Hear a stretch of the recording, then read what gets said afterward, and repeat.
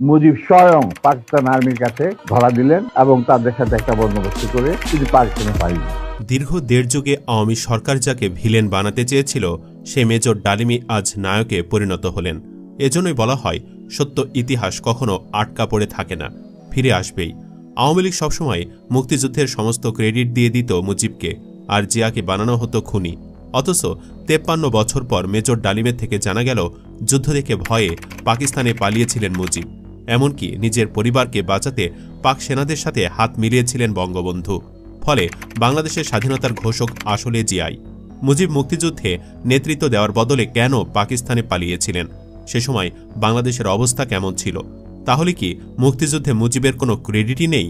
এসব বিষয়ে বিস্তারিত জানতে ভিডিওটি না টেনে শেষ পর্যন্ত দেখতে থাকুন।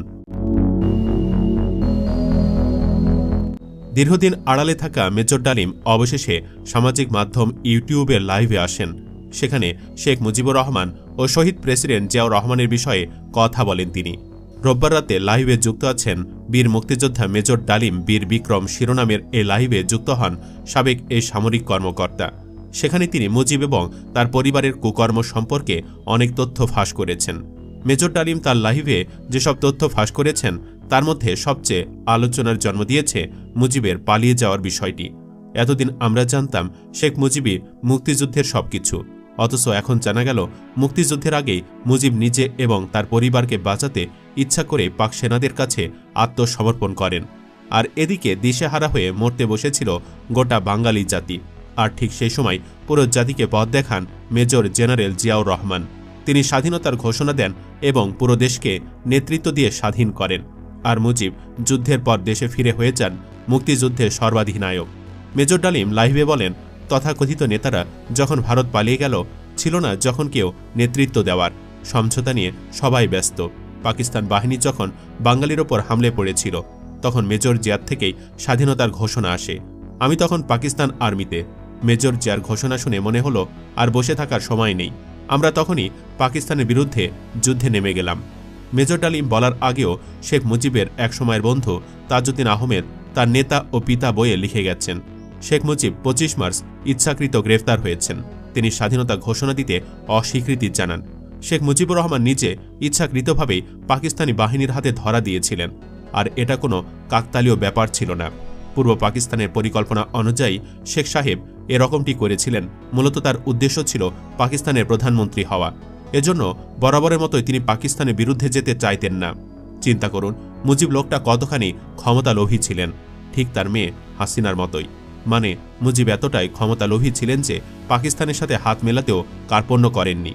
তাজউদ্দিন আহমেদ তার বইয়ে লিখে গেছেন, বাংলাদেশের স্বাধীনতা ঘোষণা না করে মুজিবের স্বেচ্ছায় গ্রেফতার বরণ ও যুদ্ধকালে বাংলাদেশ সরকারসহ নেতাদের আচরণ দেখে আমরা বুঝেছিলাম আমাদের সব প্রচেষ্টা ব্যর্থ।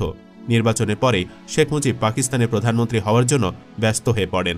সে সময় দেখা করতে চাইলে তিনি ব্যস্ততার অজুহাতে আমাকে এড়িয়ে যেতে থাকেন। মুজিবের আচরণ দেখে আমার মনে সন্দেহ হয় যে পাকিস্তানের প্রধানমন্ত্রী হওয়াকেই তিনি বেশি গুরুত্ব দিচ্ছেন। এছাড়া 7ই মার্চের ভাষণের পেছনেও ছিল অন্য একটি ঘটনা, যেটা আমরা অধিকাংশ মানুষ জানার চেষ্টা করি না। এই ভিডিওটির বাকি অংশ দেখলে সে বিষয়েও ধারণা পাবেন। 7ই মার্চের পরে যখন মুজিবের পক্ষ থেকে আর কোনো বার্তা পাওয়া গেল না তখন জনগণ অতিষ্ঠ হয়ে উঠেছিল। তারা মুজিবকে আর সময় দিতে রাজি না। এমনকি গুজব উঠে গিয়েছিল শেখ মুজিব পাকিস্তানের প্রধানমন্ত্রী হতে যাচ্ছেন। যেহেতু আইয়ুব ও ভুট্টো বঙ্গবন্ধুকে পাকিস্তানের প্রধানমন্ত্রী করার প্রতিশ্রুতি দিয়েছিলেন, কিন্তু এরকম উত্তেজনাপূর্ণ মুহূর্তে বঙ্গবন্ধু, ইয়াহিয়া, ভুট্টো তারা তিনজনই ভীষণ দুশ্চিন্তায় পড়ে গিয়েছিলেন। তাজউদ্দিন তার বইয়ে লিখেন, 3 নেতা ভালোভাবে বুঝতে পারেন এভাবে 7 মার্চের পরে সময় নিলে পরিস্থিতি ভয়াবহ রূপ নিবে। তারা সবাই ভীত হয়ে পড়েন। সেজন্য তারা 24 মার্চের বৈঠকে শেষ সিদ্ধান্ত নেন। সে সিদ্ধান্ত মতো মুজিব পাকিস্তানের প্রধানমন্ত্রী হবেন, কিন্তু সেই পরিবেশে তা সম্ভব নয়। পরিবেশকে শান্ত করতে সময়ের দরকার আছে। তার জন্য সময় কাটাতে মুজিবকে স্বেচ্ছায় গ্রেফতার বরণ করতে হবে। তারপর ইয়াহিয়া কঠোর হস্তে মিলিটারি নামিয়ে পরিবেশকে শান্ত করবে। তার জন্য ক্ষয়ক্ষতির দায়িত্ব মুজিবকে বহন করতে হবে না। বাঙালিরাও পরবর্তীকালে মুজিবের উপর সে দায়ভার চাপাতে পারবে না। আরও সিদ্ধান্ত হয় যে ইয়াহিয়া জাতীয় ও প্রাদেশিক পরিষদ ভাঙবে না, কেননা পরবর্তীকালে কেন্দ্রীয় ও প্রাদেশিক সরকার গড়তে তাদেরকে দরকার হবে। আওয়ামী লীগ নেতা ও কর্মীদের ওপর কোনো অত্যাচার না করার নিশ্চয়তা ইয়াহিয়া মুজিবকে দেন। বৈঠকে তারা সবাই একমত পোষণ করেন যে কঠোর হাতে আন্দোলন দমনের পরে দেশ শান্ত হবে। তখন মুজিব প্রধানমন্ত্রী হলে কেউ মুজিবের ও অখণ্ড পাকিস্তানের বিরোধিতা করতে সাহস পাবে না। গ্রেফতারের পূর্ব পরিকল্পনা অনুযায়ী সেরকমই বাস্তবায়ন হয়। মুজিব যে ইচ্ছায় গ্রেফতার হয়েছিলেন আরও একটু গভীরভাবে ভাবলে আপনি নিজেও বুঝতে পারবেন। এটি হচ্ছে 25 মার্চ রাত 11টার পরের ঘটনা। তাজউদ্দিন লিখেন, শেখ মুজিবুর রহমানকে ফোন করি এবং তাকে আন্ডারগ্রাউন্ডে যাওয়ার অনুরোধ জানাই। তিনি আমাকে বললেন যে তখন সেখানে নজরুল ইসলাম, শেখ মনিসহ প্রায় সব আওয়ামী লীগ ও ছাত্র নেতারা আছেন। তাদের সবাইকে তিনি আন্ডারগ্রাউন্ডে যাওয়ার নির্দেশ দিয়েছেন আর তিনি তখনই আন্ডারগ্রাউন্ডে বেরিয়ে পড়বেন। পরে কলকাতায় এসে জানতে পারি ওই সময় আওয়ামী লীগ নেতারা যারা উপস্থিত ছিলেন বঙ্গবন্ধুর বাড়িতে ছিলেন, তারা সবাই মুজিবের বাড়ি থেকে বেরিয়ে আন্ডারগ্রাউন্ডে যেতে পারলেন ও নিরাপদে ভারতে আসতে পারলেন। কিন্তু মুজিব তা পারলেন না কেন? ইপিআর ও পুলিশ হেডকোয়ার্টার আক্রমণ শেলিংয়ের প্রথম শব্দের প্রায় 1 ঘণ্টা পরে মিলিটারি মুজিবের বাড়িতে যায় এবং তাকে গ্রেফতার করে। 1 ঘণ্টা সময় পেয়েও তিনি আন্ডারগ্রাউন্ডে গেলেন না আর স্বাধীনতা ঘোষণা সই করা কাগজও কাউকে দিলেন না কেন? মিলিটারি নামবে খবর জেনেও তিনি বাংলাদেশের স্বাধীনতা ঘোষণাপত্রে স্বাক্ষর করে আওয়ামী লীগ নেতাদের হাতে তা আগে দিলেন না কেন? এসব প্রশ্নের উত্তর খুঁজতে সঠিক সত্য বেরিয়ে আসবে। প্রকৃতপক্ষে শেখ মুজিব সাহেবের পরিকল্পনা ছিল অত্যন্ত ভয়ঙ্কর।